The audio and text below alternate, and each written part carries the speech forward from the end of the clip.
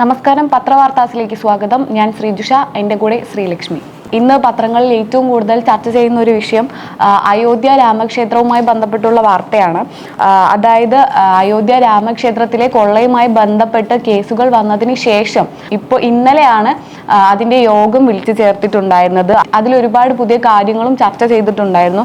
അതിലെ പ്രധാനപ്പെട്ട കാര്യങ്ങൾ ഇതാണ്: അയോധ്യ രാമക്ഷേത്രത്തിൽ സംഭാവന കൊള്ള ആരോപണത്തിൽ ക്ഷേത്ര trust general secretary Champat Rai, trust അംഗം അനിൽ മിശ്ര എന്നിവരുടെ രാജി അംഗീകരിച്ചു. ആരോപണം ഉയർന്ന ശേഷം ആദ്യമായി ചേർന്ന ട്രസ്റ്റ് യോഗത്തിലാണ് നടപടി. ജനറൽ സെക്രട്ടറിയുടെ താൽക്കാലിക ചുമതല ട്രസ്റ്റ് അംഗം കൃഷ്ണമോഹന് നൽകിയതായും ട്രഷറർ സ്വാമി ഗോവിന്ദ സ്വാമി അറിയിച്ചു. ഈ കൃഷ്ണമോഹനായിരുന്നു അയോധ്യയിലെ കൊള്ളയുമായി ബന്ധപ്പെട്ടുള്ള കേസ് നൽകിയിട്ടുണ്ടായിരുന്നത്. അപ്പോൾ ആ പേഴ്സണൽ തന്നെയാണ് അതിൻ്റെ തലപ്പത്തേക്ക് ഇപ്പോൾ നിയമിച്ചിരിക്കുന്നത് എന്നുള്ള വാർത്തയാണ് ഇന്നത്തെ പ്രധാനപ്പെട്ട മറ്റൊരു വാർത്ത. ഈ PSCയുടെ ക്രമക്കേടുമായി ബന്ധപ്പെട്ട്, അതായത് പരീക്ഷാ ക്രമക്കേട് അന്വേഷിക്കാൻ SIT ഈ വിവിധ പരീക്ഷകളിൽ ക്രമക്കേട് നടന്ന പരാതികൾ കൂടുതലായി ലഭിച്ചൊരു പശ്ചാത്തലത്തിലാണ് ഇത്തരത്തിലുള്ളൊരു വിജിലൻസിന്റെ പ്രത്യേക സംഘത്തെ നിയോഗിക്കാനുള്ള തീരുമാനം ഉണ്ടായിട്ടുള്ളത്. അതായത് സർക്കാരിന് ലഭിച്ച പരാതികൾ എന്ന് പറയുന്നത് ഇപ്പോൾ പരാതികൾ ചെയർമാന്റെയോ ഏതെങ്കിലും അംഗത്തിന്റെയോ പേര് പറഞ്ഞുള്ളൊരു ആരോപണമല്ല, മറിച്ച് പരീക്ഷ അടക്കമുള്ള തിരഞ്ഞെടുപ്പ് നടപടികളിൽ ക്രമക്കേട് നടന്നിട്ടുണ്ട്. പരീക്ഷ അടക്കമുള്ള തിരഞ്ഞെടുപ്പ് നടപടികളിൽ ക്രമക്കേട് നടന്നിട്ടുണ്ടെന്ന് കരുതാനുള്ള സാഹചര്യമാണ് ചൂണ്ടിക്കാട്ടുന്നത്. അപ്പോൾ ഇതിനെക്കുറിച്ച് കൂടുതൽ പോലീസ് അന്വേഷിക്കും. ഇനിയും പരാതിയുള്ളവർക്ക് അന്വേഷണ ഉദ്യോഗസ്ഥനെ സമീപിക്കാം. അതായത് ഈ വിവാദ പരീക്ഷയുമായി ബന്ധപ്പെട്ട് അന്വേഷണത്തിൽ സർക്കാർ കരുനീക്കങ്ങൾക്കനുസരിച്ച് PSC നിലപാട് മാറ്റുകയാണ്. ആഭ്യന്തര അന്വേഷണം ചുമതല വിജിലൻസ് SP-ക്കാണ്. മാത്രമല്ല, ഇപ്പോൾ ഈ ഒരു ഭരണഘടനാ സ്ഥാപനമാണെങ്കിലും കുറ്റകൃത്യങ്ങളെക്കുറിച്ചും അഴിമതിയെക്കുറിച്ചും അന്വേഷണം നടത്തുന്നതിന് ഏതെങ്കിലും തരത്തിലുള്ള സംരക്ഷണം ഇല്ലെന്ന് നിയമോപദേശമാണ് ഇപ്പോൾ ലഭിച്ചത്. അപ്പോൾ കുറ്റകൃത്യം കണ്ടെത്തി പ്രോസിക്യൂഷൻ അനുമതി നൽകേണ്ട സാഹചര്യം വന്നാലേ ഇക്കാര്യം സർക്കാരിന് മുൻപിലേക്ക് വരൂ എന്നുള്ളൊരു കാര്യമാണ്. ഇപ്പോൾ PSC എന്ന് പറയുന്നത് വളരെ പ്രതീക്ഷയോടെ ആളുകൾ പരീക്ഷകൾ എഴുതി കാത്തിരിക്കുന്ന ഒരു സമൂഹമാണ്. എന്നാൽ അതിനുള്ള പ്രതീക്ഷയും അല്ലെങ്കിൽ ആ പരീക്ഷയിൽ വിജയിക്കുമെന്നുള്ള പ്രതീക്ഷ ഓരോ ദിവസവും ഇല്ലാതാവുകയാണ്. ഇങ്ങനെയുള്ള ക്രമക്കേടുകൾ നടക്കുന്നു എന്നുള്ള വാർത്തകൾ പുറത്തു വരുമ്പോൾ ഉദ്യോഗാർത്ഥികളുടെ വലിയ പ്രതീക്ഷകളാണ് അവിടെ ഇല്ലാതാകുന്നത് എന്നുള്ളത് വളരെ പ്രധാനപ്പെട്ടതും അതുപോലെ തന്നെ നമ്മൾ വളരെയധികം ചിന്തിക്കേണ്ടതുമായ വളരെ പ്രധാനപ്പെട്ട ഒരു വാർത്തയാണെന്നുള്ളതാണ്. അതുമാത്രമല്ല, PSCയുമായി ബന്ധപ്പെട്ട് പിൻവാതിൽ നിയമനം, അതുമാത്രമല്ല പരീക്ഷാ തട്ടിപ്പിനെ തുടർന്ന് മറ്റു ചില പ്രശ്നങ്ങളും നിലവിൽ ഉണ്ടായിരുന്നു. അപ്പം അതുമായി ബന്ധപ്പെട്ടുള്ള മറ്റൊരു വാർത്ത കൂടിയുണ്ട്. പ്ലാനിംഗ് ബോർഡ് ചീഫ് തസ്തികകളിലേക്കുള്ള പരീക്ഷാ നടത്തിപ്പിലെ ക്രമക്കേടിനെ കുറിച്ചുള്ള അന്വേഷണം പരീക്ഷാ കൺട്രോളറിൽ നിന്നും മാറ്റി ആഭ്യന്തര വിജിലൻസിന് തന്നെ കൈമാറിയിരിക്കുകയാണ്. അതായത് കഴിഞ്ഞ ദിവസം പരീക്ഷാ കൺട്രോളർക്ക് തന്നെ ചോദ്യപേപ്പറിലെ അനാസ്ഥകളുമായി ബന്ധപ്പെട്ടിട്ടുള്ള പ്രശ്നങ്ങളുമായുള്ള കേസ് അന്വേഷിക്കാൻ പരീക്ഷാ കൺട്രോളർക്ക് തന്നെ നൽകി ഒരു തട്ടിപ്പ് നടന്നിരുന്നു. അത് പക്ഷേ അവിടെ നിന്ന് മാറ്റി വീണ്ടും വിജിലൻസിന് നൽകി എന്നുള്ള വാർത്തയാണ്. അടുത്തതെന്ന് പറയുന്നത് ഒരല്പം നമ്മളെ വിഷമിപ്പിക്കുന്ന ഒരു വാർത്തയാണ്. അതായത് ചിന്നക്കനാലിൽ ഒരു 36 വയസ്സുകാരി, അതായത് മാരി എന്ന സ്ത്രീ മരണപ്പെട്ടു. അത് ആനയുടെ ഒരു ആക്രമണം മൂലമാണ്. ഇതിൽ ഏറ്റവും കൂടുതൽ നമുക്ക് ഒരല്പം സങ്കടം വരുന്നൊരു കാര്യം എന്ന് പറഞ്ഞാൽ ഈ കാട്ടാനയുടെ ആക്രമണങ്ങൾ രൂക്ഷമാകുന്ന സാഹചര്യമാണ് ഈ വനമേഖലകളിൽ, അല്ലെങ്കിൽ അത്തരം സാഹചര്യങ്ങളിൽ ജീവിക്കുന്ന ആളുകൾക്ക് നേരിടേണ്ടി വരുന്നത്. അത് സ്വാഭാവികമായിട്ടും നമുക്ക് ചിന്തിക്കാൻ കഴിയുന്നതിനും അപ്പുറമുള്ളൊരു കാര്യമാണ്. ആനയുടെ ആക്രമണത്തിൽ ജീവൻ നഷ്ടപ്പെട്ട ഒരു സഹോദരി, ആ സഹോദരി മരണപ്പെട്ട സ്ഥലത്ത് അല്ലെങ്കിൽ കൊല്ലപ്പെട്ട സ്ഥലത്ത് കാവൽ നിൽക്കുന്ന സഹോദരൻ, അദ്ദേഹം വനവകുപ്പ് വാച്ചറാണ്. അപ്പോൾ കാട്ടാന ആക്രമണത്തിന്റെ പശ്ചാത്തലത്തിൽ പ്രദേശത്ത് കാവൽ ഏർപ്പെടുത്തുവാനായിട്ട് വനംവകുപ്പ് തീരുമാനിച്ചിട്ടുണ്ടായിരുന്നു. ഈ മാരി എന്ന സ്ത്രീയാണ് കൊല്ലപ്പെട്ടത്, 36 വയസ്സുകാരി. മാരി കൊല്ലപ്പെട്ടതിന് 10 മീറ്റർ മാറി ഒരു ഒഴിഞ്ഞ വീടുണ്ടായിരുന്നു. അത് ക്യാമ്പാക്കി മാറ്റി. അവിടെ ക്യാമറയും മുന്നറിയിപ്പ് സംവിധാനങ്ങളും ഒക്കെയുണ്ട്. അവിടെ കാവലിരിക്കാൻ ചന്ദ്രനാണ് ഈ മാരിയുടെ സഹോദരൻ. സഹോദരിയുടെ ആ ഒരു നഷ്ടപ്പെടലിൽ വീണ്ടും അത്തരമൊരു ആക്രമണം ഉണ്ടാകരുത്, അത്തരമൊരു വലിയ വേദന ഇനി ഉണ്ടാകരുത് എന്ന ഒരു ഉറച്ച നിലപാട്, അല്ലെങ്കിൽ അത്തരത്തിലുള്ളൊരു ഉറച്ച തീരുമാനമെടുത്തത് പോലെ നമുക്ക് തോന്നാം ഇങ്ങനെ ഒരു വാർത്ത കേൾക്കുമ്പോൾ. അദ്ദേഹം അവിടെ കാത്തിരിക്കുകയാണ് ആനകൾ വരുന്നത്, അല്ലെങ്കിൽ ആ ആനകളെ വിരട്ടി തിരിച്ചോടിക്കുവാനായിട്ട് അദ്ദേഹം വലിയ മുൻകരുതലുകൾ എടുക്കുന്നുണ്ട് എന്നുള്ളതാണ്. ജോലിക്ക് പോകാനായി അത്രയും ദൂരം നടന്ന്, അതായത് റോഡിലേക്ക് ഇറങ്ങിയ കാട്ടാന ആ ഒരു സമയത്ത്, അല്ലെങ്കിൽ ജോലിക്ക് ഇറങ്ങിയ ആ ഒരു സമയത്താണ് ഈ സ്ത്രീയെ ആക്രമിക്കുന്നത്. മകന് ഗുരുതരമായി പരിക്കേറ്റു. മാരി, 36 വയസ്സുകാരിയായ മാരി മരണപ്പെടുകയായിരുന്നു ആക്രമണത്തെ തുടർന്ന്. അത്രയും ഒരു വേദനാജനകമായ വാർത്തയാണ് നമുക്ക് ഇന്നിപ്പോൾ മാതൃഭൂമിയിൽ വന്നിട്ടുള്ളത്. മറ്റൊരു വാർത്ത, കഴിഞ്ഞ ദിവസങ്ങളിൽ 13-കാരിയെ പീഡിപ്പിച്ചെന്ന ആരോപണവുമായിട്ട് ഒരുപാട് വാർത്തകൾ വന്നിരുന്ന ഒരു സാഹചര്യം ഉണ്ടായിരുന്നു. 13 വയസ്സുകാരിയായ 9ാം ക്ലാസ്സുകാരിയെ 11 പേർ ചേർന്ന് സഹപാഠികളായിട്ടുള്ള 11 പേർ ചേർന്ന് പീഡിപ്പിച്ചു എന്നുള്ള വാർത്ത മാധ്യമങ്ങളിൽ ഒരുപാട് നമ്മൾ കേട്ടതാണ്. അതിനെ തുടർന്ന് പോലീസ് അന്വേഷണത്തിൽ പെൺകുട്ടി പ്രണയ നൈരാശ്യത്തെ തുടർന്നുണ്ടായ പ്രശ്നങ്ങളുടെ ബാക്കി പത്രമായാണ് കള്ളക്കേസ് കൊടുത്തതെന്നും അതുമായി ബന്ധപ്പെട്ടുള്ള ചർച്ചകളും സാമൂഹിക മാധ്യമങ്ങളിലും വളരെ ചർച്ചയേറിയിട്ടുള്ള ഒരു വിഷയമായിരുന്നു. അതുമായി ബന്ധപ്പെട്ട് മറ്റൊരു വാർത്ത കൂടിയാണ് ഇപ്പോൾ വരുന്നത്. അത് മാത്രമല്ല, ഇതിൽ പിടിക്കപ്പെട്ട ഒരു കുട്ടിയെ പോലീസ് മർദ്ദിക്കുകയും ചെയ്തു എന്നുള്ള വാർത്തകൾ ഇന്നലെ വന്നിട്ടുണ്ടായിരുന്നു. സോ അതുമായി ബന്ധപ്പെട്ടിട്ടുള്ള ഒരു വാർത്ത തന്നെയാണ് വരുന്നത്. ഹൃദയ ശസ്ത്രക്രിയ കഴിഞ്ഞ് ആരോഗ്യം വീണ്ടെടുക്കുന്നതേ ഉണ്ടായിരുന്നുള്ളൂ. അതിനിടയിലാണ് പോലീസ് വീണ്ടും വീട്ടിനുള്ളിൽ നിന്ന് പിടിച്ചു കൊണ്ടുപോയി മർദ്ദിച്ചത്. അതായത് ഈ 11 പേരടങ്ങുന്ന സംഘത്തിലെ ഒരു കുട്ടിക്ക് ഹൃദയ ശസ്ത്രക്രിയ കഴിഞ്ഞതേ ഉണ്ടായിരുന്നുള്ളൂ. ആ ഒരു സാഹചര്യത്തിലാണ് കുട്ടിയെ വീട്ടിൽ നിന്ന് പിടിച്ചു കൊണ്ടുപോകുന്നതും വീണ്ടും പോലീസ് സ്റ്റേഷനിൽ വെച്ച് മർദ്ദിക്കുകയും ചെയ്യുന്നത്. തുടർന്ന് ഈ കുട്ടിക്ക് ഹൃദയവേദന ഉണ്ടാവുകയും അവിടുന്ന് ഹോസ്പിറ്റലിലേക്ക് മാറ്റുകയുമാണ് ചെയ്തത്. ഇപ്പോൾ കുട്ടിയുടെ അവസ്ഥ ഗുരുതരമല്ലെങ്കിലും ഹോസ്പിറ്റലിൽ തന്നെ തുടരുന്ന അവസ്ഥയാണ് ഉണ്ടായത് എന്ന് കുട്ടിയുടെ അമ്മ മാധ്യമങ്ങളോട് പറയുന്നുണ്ട്. മാതൃഭൂമിയിൽ ഇന്ന് വളരെ പ്രധാനപ്പെട്ട മറ്റൊരു വാർത്തയാണ്. റേഷൻ കാർഡ് മഞ്ഞയാണോ, ഇനി ചാക്കു വേണ്ട, സഞ്ചി മതിയാകും. അതായത് ചുരുക്കം ഇതാണ്: റേഷൻ കടകളിൽ പോകുമ്പോൾ ചാക്കുകൾ കരുതിയിരുന്ന മഞ്ഞ റേഷൻ കാർഡ് ഉടമകൾക്ക് ഇനി മുതൽ സഞ്ചിയിലേക്ക് മാറേണ്ടി വന്നേക്കാം. അതായത് ഈ കേന്ദ്ര സർക്കാർ വിഭാവനം ചെയ്യുന്ന പുതിയ റേഷൻ പരിഷ്കാരം നടപ്പിലാക്കുകയാണ്. അപ്പോൾ അത്തരമൊരു പരിഷ്കാരം നടപ്പിലാക്കിയാൽ ഭൂരിഭാഗം മഞ്ഞക്കാർഡ് കുടുംബങ്ങൾക്കും നിലവിൽ ലഭിക്കുന്ന 35 കിലോ ധാന്യം പകുതിയിലേറെ കുറയും. നമ്മുടെ ജില്ലയിൽ ഈ 34,219 മഞ്ഞക്കാർഡ് ഉടമകളാണ് നിലവിലുള്ളത്. അപ്പോൾ ഈ ഭക്ഷ്യധാന്യ വിതരണത്തിലെ അഴിമതിയും ഇരട്ടിപ്പും തടയുക, സബ്സിഡി ബാധ്യതകൾ കുറയ്ക്കുക എന്നിവയാണ് ഈ കേന്ദ്രത്തിന്റെ ലക്ഷ്യം. പക്ഷേ കുടുംബത്തിലെ അംഗങ്ങളുടെ എണ്ണം കുറവായ കേരളത്തിന് പുതിയ ഭേദഗതി വലിയ തിരിച്ചടിയാകുമെന്നാണ് നിലവിലത്തെ ഒരു വിലയിരുത്തൽ എന്ന് പറയുന്നത്. ഇപ്പോൾ ഇങ്ങനെ ഒരു ദേശീയ ഭക്ഷ്യസുരക്ഷാ നിയമത്തിൽ കേന്ദ്ര ഭക്ഷ്യ മന്ത്രാലയം വരുത്തുന്ന പുതിയ ഭേദഗതിയുടെ കരട് സംസ്ഥാനങ്ങൾക്ക് അയച്ചിട്ടുണ്ട്. അപ്പോൾ ഇതനുസരിച്ച് വ്യക്തിഗത വിഹിതം കാർഡ് ഒന്നിന് 35 കിലോ എന്ന നിലവിലാണ് രീതി മാറിയത്. അപ്പോൾ ഒരാൾക്ക് 7 കിലോ എന്ന നിരക്കിലേക്കാകും ഇപ്പോൾ ധാന്യ വിഹിതം. ഒരു കുടുംബത്തിന് ലഭിക്കാവുന്ന പരമാവധി വിഹിതം എന്ന് പറയുന്നത് 35 ആയി, അതായത് 35 കിലോ ആയി തുടരുമെന്നുള്ളതാണ്. അപ്പോൾ പ്രത്യേകിച്ച് ഇപ്പോൾ 2017 സമാനമായ നീക്കം കേന്ദ്രത്തിന്റെ ഭാഗത്തു നിന്ന് ഉണ്ടായിട്ടുണ്ട്.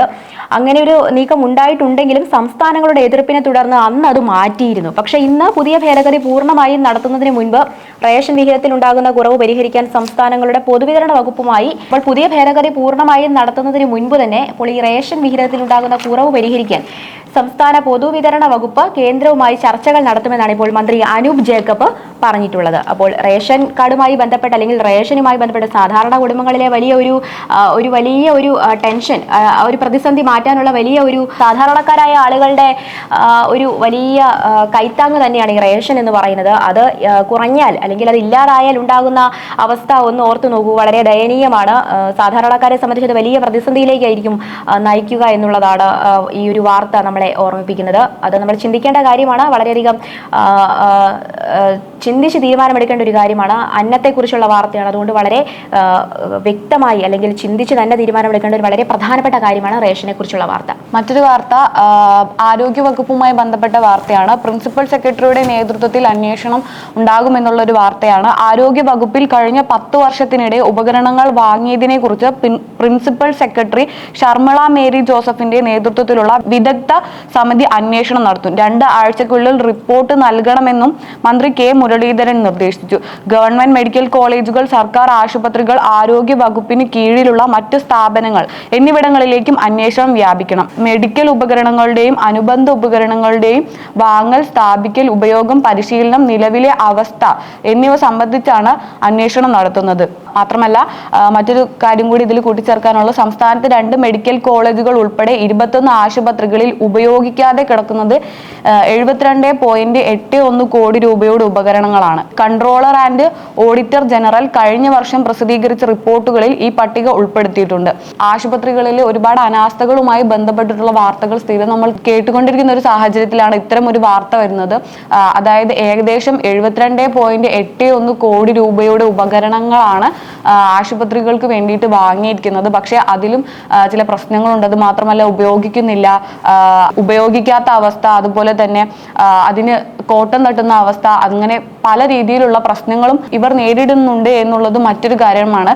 സോ അതുമായി ബന്ധപ്പെട്ട് ആരോഗ്യം എന്നുള്ളത് നമ്മൾ ഓരോരുത്തരും വളരെ കെയർ ചെയ്യുന്ന ഒരു കാര്യമാണ്. അതുകൊണ്ടും ഈ കാര്യത്തിൽ കൂടുതൽ രീതിയിലുള്ള ശ്രദ്ധ വേണമെന്ന രീതിയിൽ തന്നെയാണ് പുതിയ സമിതി രൂപീകരിച്ച് ഇതുമായിട്ടുള്ള അന്വേഷണങ്ങൾ മുന്നോട്ട് കൊണ്ടുപോകാൻ വേണ്ടിയിട്ട് കെ മുരളീധരൻ ഉത്തരവ് ഇറക്കിയിരിക്കുന്നത്. ഇത് സമൂഹത്തിനും സർക്കാർ ഹോസ്പിറ്റലുകളെയും മെഡിക്കൽ കോളേജുകളെയും സമീപിക്കുന്ന ഒരുപാട് പേർക്ക് ഒരു നല്ല ഗുണകരമായിട്ടുള്ള കാര്യം തന്നെ ആയിരിക്കും. പാലാ നഗരസഭ യഥാർത്ഥത്തിൽ ഒരു വള്ളത്തിലാണ്. അത് അങ്ങോട്ടോ ഇങ്ങോട്ടോ ചെരിയാം, എങ്ങോട്ട് മറിയും എന്നുള്ള കാര്യത്തിൽ നമുക്ക് യാതൊരു ഉറപ്പുമില്ല.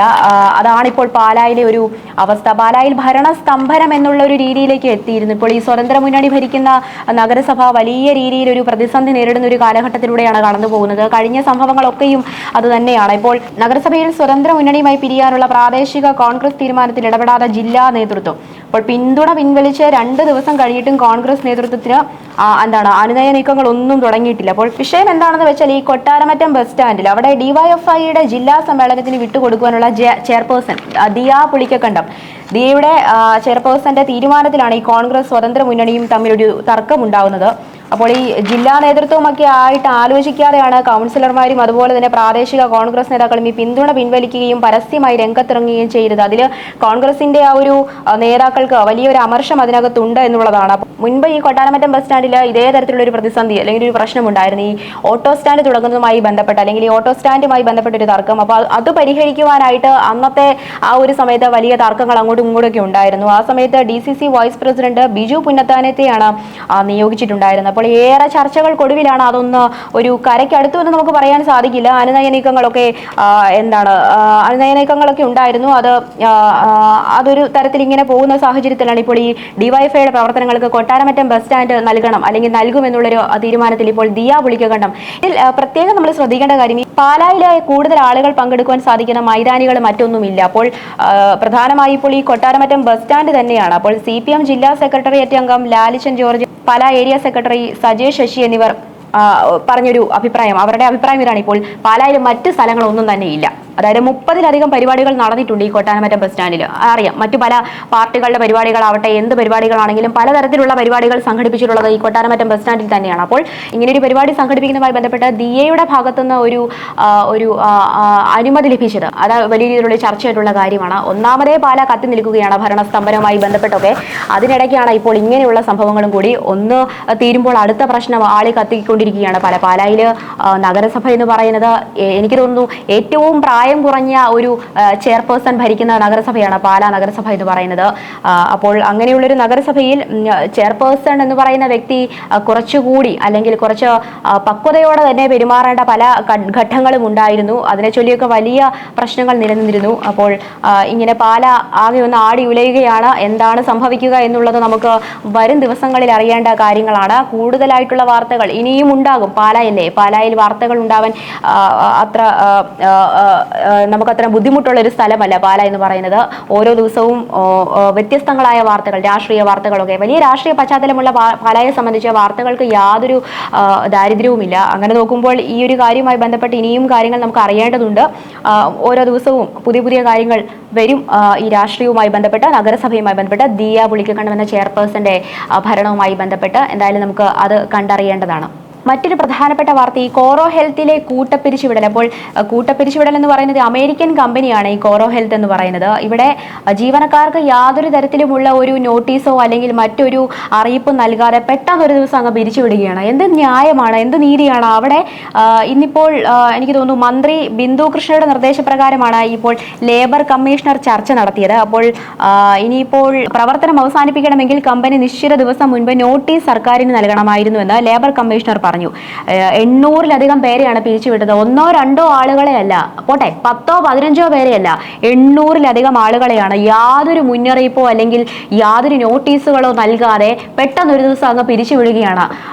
നമുക്കൊന്ന് ഓർത്ത് നോക്കാനുള്ളതേ ഉള്ളൂ. തൊഴിലെന്ന് പറയുന്നത് ഓരോ ജോലിയും ഓരോ ആളുകൾ നേടുന്നത് അത്രയും കഷ്ടപ്പെട്ടിട്ട് തന്നെയാണ്. അങ്ങനെ ഒരു സാഹചര്യത്തിൽ വലിയ വരുമാന മാർഗമായി കണ്ടുകൊണ്ടിരുന്ന, വലുതല്ല ചെറുതാണെങ്കിലും ഒരു വരുമാനം ഉള്ളപ്പോൾ ആ വരുമാനം പെട്ടെന്ന് നഷ്ടപ്പെട്ടു പോകുമ്പോൾ ഉണ്ടാകുന്ന ഒരു ഒരു ബുദ്ധിമുട്ട് അല്ലെങ്കിൽ മുന്നോട്ട് പോകാനുള്ള ഒരു പ്രതിസന്ധി സാധാരണക്കാരനെ സംബന്ധിച്ച് അത് വലിയ പ്രതിസന്ധി തന്നെയാണ്.